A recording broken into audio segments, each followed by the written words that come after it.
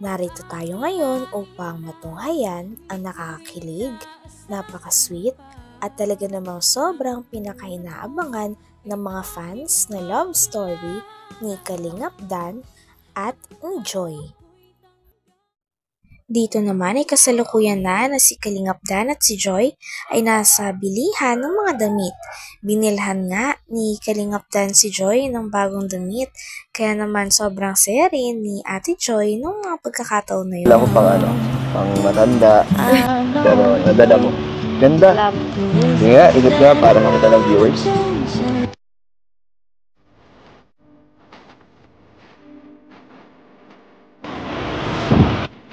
Perfect na perfect ah. Thank you. Ganda. Joy, yun na lang suotin mo ngayon sa natin. Sa labas natin ngayon. Okay lang? Babayaran natin syempre. Okay lang. Okay lang. Para pang date. Diba? Diba? Kunyari, nagde-date na tayo. First date? Hindi pa. Diba? Pero okay lang, tara. Pwede naman yan tayo, tanong natin kung pwede. Pero okay lang ba sa'yo? Komportable ka? Okay. Okay, tara. Sige, yun na. Yung damit. Yung damit mo. Sige. Okay na. Ay, hindi. Okay lang. Sige, okay lang. Tulungan. Okay lang. Okay lang. Okay lang. Tara. Nakakaya. Para wala kang dala. Para bagay lalo sa outfit mo. Ganyan talaga magdala ng damit, Joy. Bagay na bagay sa'yo maging fashionista. Hindi daw. Ganda. Sakto lang. Nagkakaroon ng buhay yung mga damit pag suot mo. Pwede mo nung bayaran na lang to ng suot niya? Pwede po. Nasaan na yung tag? Ito Kasi po. baka po may meron po ba kayo mga napansin na ganito? Wala naman. Wala naman. Baka po So, kasi tumulog. Kasi tanggalin na lang po natin yung tag. Talikod ka, Joy. tingin po. Sige po. Ay ma'am, yung buhok mo ma'am.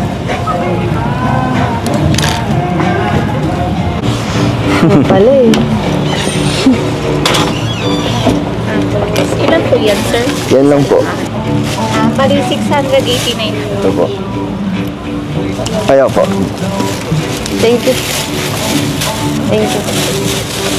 I receive 800, ay 700. Gustuhan mo naman. Masaya ka naman. Apo. Hindi masaya din ako.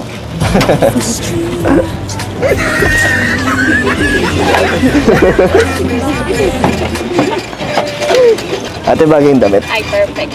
Chemistry. Kami? Hindi yung damit. Okay. Pero kami, ate. Pwede. Pwede? Pwedeng pwede? Pwede. Thank you, ate. Masaya ka din. Grabe, pagkatapos nga nila sa mall, habang naglalakad sila sa next destination nila, ay biglang tinakpan ni Kalingap Dan ang ulo ni Joy. Ito'y dahil naambon daw. Grabe at kitang-kita nga ang kilig na nararamdaman ni Joy dahil talagang pinakita ni Kalingap Dan ang pag-care niya na baka magkasakit si Joy, kaya naman tinakpan niya ang ulo nito. Grabe ang acts of service talaga na pinakita at pagmamahal ni Kalingap Dan kay Joy. Sige. Okay. Tara na. Ang mahalaga po ay may matutulugan. Tapos, safe kami. At komportable. Apo. Yun naman yun. Wala kang ano sa ulo? Baka magkasakit ka? Sakitin ka ba? Sakto lang po siya. Nurse ka pa naman. Sino mag-aalaga sa'yo pag nagkasakit ka? Ako din po. Ikaw din?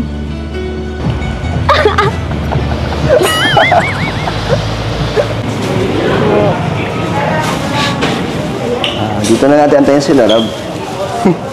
Sige po. Pero ikaw, baka bitin ka pa. Huwag mo muna papuntahin. Okay lang. Joke lang. Joy! Hindi ka anong gusto mo. Ikaw na pang bahala. Akong bahala hindi ko pa alam kasi mga iniinom mo eh. Sure ka? Apo, ikaw. Sige, kapag ako yung tinapili mo kung anong gusto ko, sabihin ko ikaw.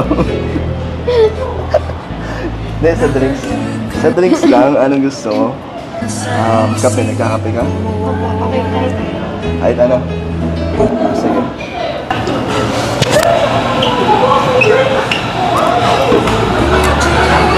Wait lang natin yung order natin.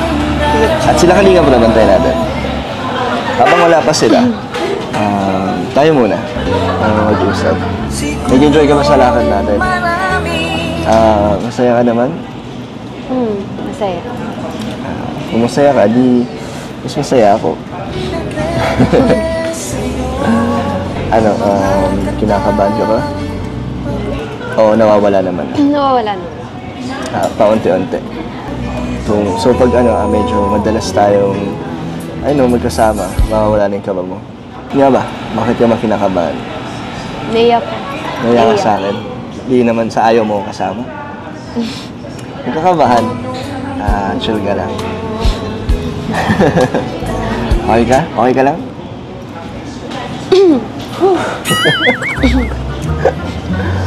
Nakama tuloy ako sa'yo bigla. Nawala na yung kaba ko eh. Kinabahan tuloy ulit ako. Pero first time na tagal natin magkausap, no? Na dalawan. Tapos dami natin nagawa. Kaya nakakaba talaga. Next time, di na? Hindi. Promise mo yan next time na hindi ka na may ilang. Ewan ko. Bakit ewan mo? Naiyak. Naiyak ka talaga. Alisin natin yung hiya mo. Dito nga'y nakarating na rin sila sa kanilang next destination dahil dito naman sila kakain ng magkasama. Grabe at napaka-memorable nga ng date na ito para sa kanilang dalawa.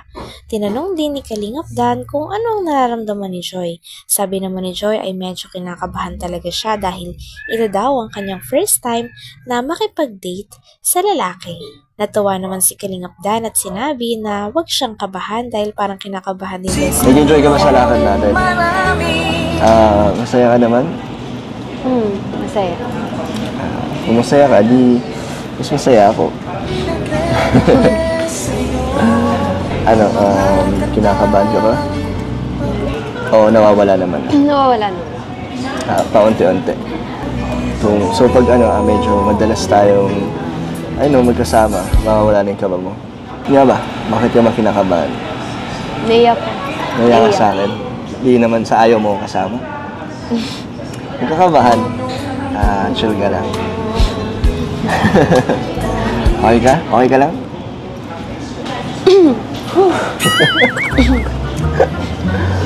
Nakama tuloy ako sa'yo bigla. Nawala na yung kaba ko eh. Kinabahan tuloy ulit ako.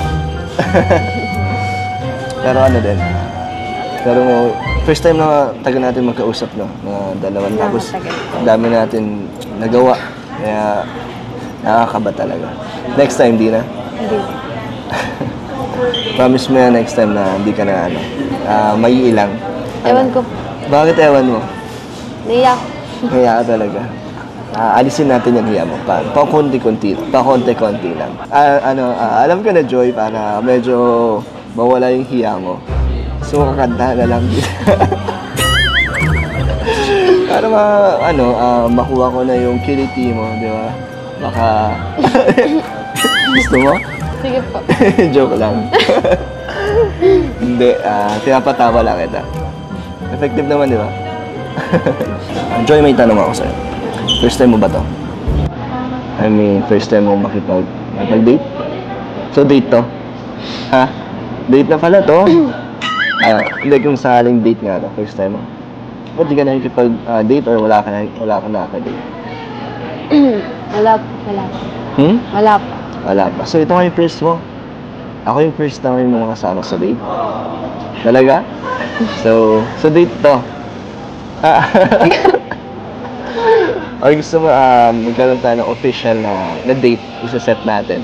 So, para ready ka. Sige.